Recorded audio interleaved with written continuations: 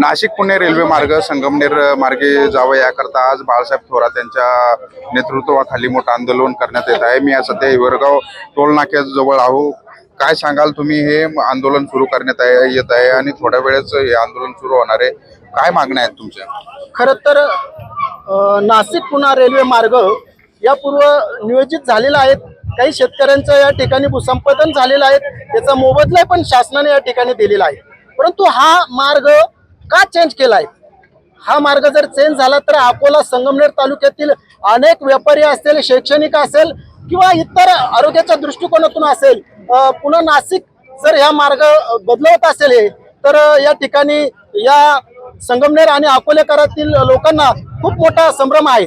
आणि त्या अनुषंगानेच आज संगमनेर अकोला संपूर्ण तालुक्यातून या ठिकाणी अनेक लोक या आंदोलनात सहभागी झालेले आहेत। खरं तर हा रेल्वे मार्ग संगमनेर नाशिक पुणे या ठिकाणून झालाच पाहिजे। या आंदोलनामध्ये अनेक अडचणी असतील, परंतु त्या दूर करण्यासाठी आमचे मार्गदर्शक महाराष्ट्राचे माजी महसूल मंत्री आदरणीय आमदार बाळासाहेब थोरात साहेब, त्याचप्रमाणे नाशिक पदवीधर मतदारसंघाचे आमदार सत्यजित दादा तांबे यांनी समाजापुढे या ठिकाणी मांडलेला आहे तर हा मार्ग चेंज होऊ नये आणि हा सरळ मार्ग या ठिकाणी झालाच पाहिजे। या अनुषंगाने आज चक्काजाम राष्ट्रीय महामार्ग हिवरगाव पासून टोल नाका या ठिकाणी अनेक समाज बांधव या ठिकाणी झालेले आहेत आणि तो हक्काचा रेल्वे मार्ग, हक्काचा नाशिक पुणे रेल्वे मार्ग हा संगमनेर मधून जाणार या अनुषंगाने हा चक्काजाम या ठिकाणी केलेला आहे। खरं तर हा महामार्ग झाल्यानंतर काय फायदा होऊ शकतो संगमनेर? खरं तर खूप मोठा या ठिकाणी फायदा होणार आहे।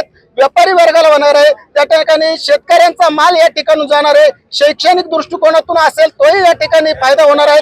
त्याचप्रमाणे अनेक जण पुण्यामध्ये नोकरी निमित्ताने गेलेले आमचे मित्र बांधव असतील किंवा त्याच आरोग्याच्या दृष्टिकोनातून असेल, या सर्व बाबीसाठी आपल्याला हा नाशिक पुणे रेल्वे मार्ग संगमनेर मधून जावा ही सर्वांची भूमिका आहे। खरं तर हा महामार्ग हो म्हणून अनेक वर्षापासून जे होती मागणी होती तुमची, कुठेतरी हा महामार्ग बदलण्यात येतोय म्हणून आज तुम्ही रस्त्यावर उतरल्याचं पाहायला मिळतंय। आज या ठिकाणी त्या टोल नाक्यावर राष्ट्रीय महामार्गावर पुणे नाशिक हायस्पीड रेल्वे मार्ग या ठिकाणी आज खूप मोठ्या महिला भगिनी असतील, युवक असतील, वयोवृद्ध असतील, सर्वांचं खूप मोठ्या प्रमाणात आज आंदोलन होत आहे।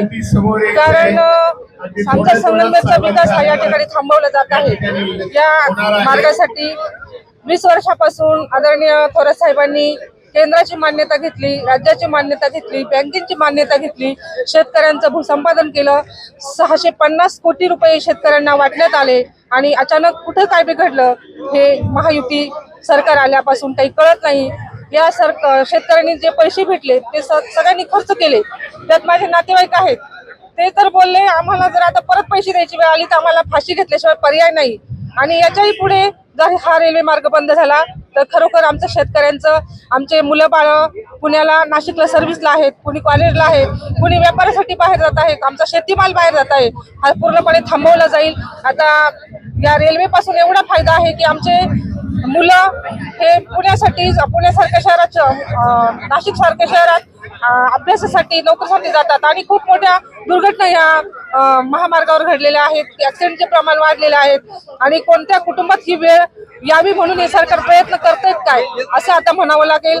खरोखर या घटनेचा आम्ही पूर्णपणे निषेध करतो आणि ही रेल्वे मार्ग आम्ही होऊच आणणारच आहे। यासाठी ठाम आज भूमिका घेऊन इथे रस्त्यावर बसणार आहोत। कुठेतरी महायुती सरकार संगमनेरकरांचा जो आहे संगमनेरचा विकास थांबवण्याचा प्रयत्न करते असा आरोप हे नागरिक करताना आपल्याला इथं पाहायला मिळतंय। पोपट पिटेकर, संगमनेर, अहिल्यानगर।